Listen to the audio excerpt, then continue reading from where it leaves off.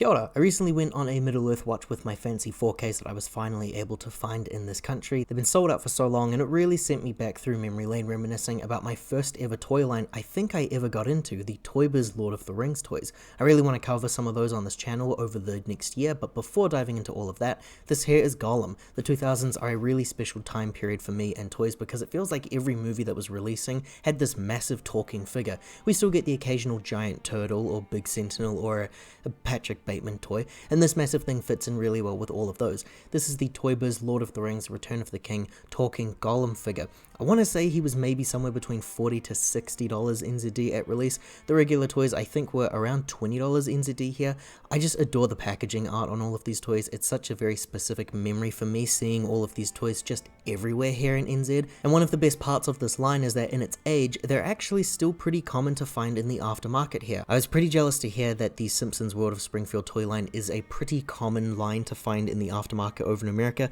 Here in NZ, they are pretty much impossible to find, but as for these Lord of the Rings toys, people are always trying to sell these in the aftermarkets here, and for pretty generous prices as well. You can see that I have already opened this guy a few years ago now. I'm pretty happy that Kid Me decided to keep the box for all these years actually. Gollum here features some accessories like an alternate head, a fish, and even a display stand, which is how Gollum will be speaking to us. We can see in the top corner here an image of Smeagol and a phrase that he can say after you activate the button down below. On the other corner, we have an image of Gollum here with a different phrase that he can say after activating that button on this side, as well as a bunch of other text. The buttons are here on the sides, and we have text on what is included here, and then we also have an image showing us that there are 22 phrases and a song included. I don't cover all of the phrases or the song here unfortunately though. Up top we have the title of the movie, Now Long Ways. The side of the box shows Gollum with more phrases that are different from the ones on the box that we've already read, and below that we see Smeagol doing the same thing. The other side, you probably guessed it, it's Gollum and Smeagol once more with even more variety in their quotes. The back of the box here just features walls and walls of text and instructions. I always vividly remember seeing these black and white instructions on how each toy's play gimmick functions.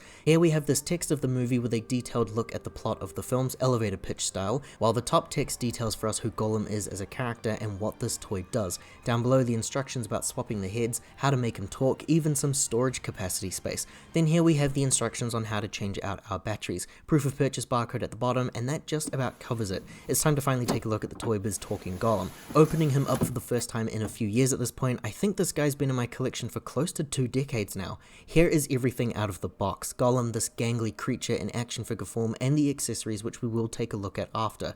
Where to even start with this Gollum figure? He's pretty gross actually, and I think it's just an age problem. I don't mean anything personally by that, it's just that the material that's been used on him is pretty gross. It's very sticky and it's aged poorly. It's that rubber-like material that feels all slimy like it's glue. The material's texture and to some extent the colors are also freakishly close to that of a skin tone. This creepy Uncanny Valley toy really does just look like it's made from flesh on some angles. I both love and hate it for that reason. It definitely makes for a pretty unique item in my display. Like, his skin has some imperfections which look really amazing as far as detail goes, and he's got wrinkles and some spots as well. It's crazy that this toy released in the early 2000s and it cost the same as what a Marvel Legends figure costs today. His loincloth is pretty ragged, it looks pretty disturbing there. There's nothing printed underneath, thank god. We didn't really need to see anything like that, and there's some netting under there as well. For the back you can see some extra details of that cloth and even some piece separation in the torso there. I'll show off some of those crazy details in his hands here. You can also see some articulation features here with the fingers, but look at the details here. There's dirt in the nails and there's even lines on his palms. Hard plastic is used here for that body, which contrasts the fleshy feeling of the arms quite a bit. His head is just gnarly looking and it's really shiny as well, really uncomforting stuff. The eyes look like those glass eyes that retro dolls had, and his strands of hair are just molded into that head. They're not separate parts or anything. All around, it's a really weird looking toy, but as for his articulation, he can actually do quite a lot. He can rotate his head around here, very subtle bends in the neck as well. That neck is also its own separate part, so that moves around too. As for the arms, you can see the bends here in the shoulder, bends and rotates like a traditional action figure. His pose doesn't really work for me. He's pretty much stuck in this position. He's got bendy wires in the arms, which are pretty manageable enough to use, but I think those legs also have bendy wires and there's just no changing those positions. His hands are on swivels as well, and there's also a bend in the fingers here to be moved around. The same movements can be said for the other side because it moves the exact same way. He has some rotates on offer for his waist, which is pretty cool to see. Not even all of the smaller Gollum figures had this kind of movement available, and then his legs, they just simply rotate upwards and downwards. Like I said, there are bendy wires here, like in the knee, but the leg just kind of stays in that position really. You can move around his feet though if you really want to. He features a whole lot more articulation than I thought he would have for such a big figure like this, so I am actually pretty impressed. Standing text though, it's actually really good. I was prepared to say that it's terrible because of his posture, but he actually stands really well despite the bends in that pose. And before continuing, you can see all that residue that the toy's leaving on my hands here. Like I said plenty of times in this video, it's just gnarly stuff. Accessories, pretty simple but actually pretty cool. We've got a little fish here, Gollum's meal of choice at all times. The fish is really well molded and it can fit in the hand pretty well. It just sits there, but it's not likely to fall out or anything. And then here we have the Smeagol head, which is a friendlier expression compared to the Gollum one, I think. I actually find both expressions to be pretty scary looking, and I don't think I would be alone there. My favorite inclusion here is that rock display base. I love the details on this piece, and this could easily be used for any other toy lines. I really love that texture and the weight of the piece as well. The details here like plant life and rock markings really help earn its inclusion. Some up close shots of the plant life and rocky structure here, really impressive stuff, and part of why I'm so surprised with the price, because accessories like this only really heavily increase the price on toys these days. Here we have a peg for standing and the speaker for speaking, and it's here that we have the small buttons which allow us to hear those phrases. You can even see here we have an S for Smeagol and a G for Gollum. On the back of the rock we have a flat surface and a hidden door compartment here, which is where it suggests actually keeping the extra head to be stored.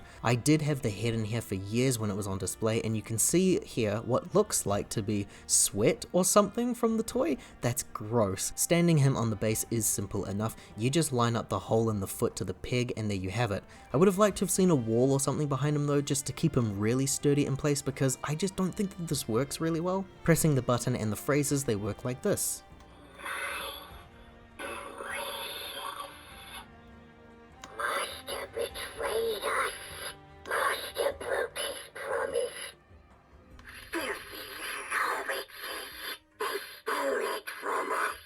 It's some pretty spooky stuff, and to swap out the heads, you just have to remove the head like so and replace it with the other one. It's a pretty tough connection, probably because it's an old toy and all, but here's that Smeagol head, and now we can play some of his other phrases as well.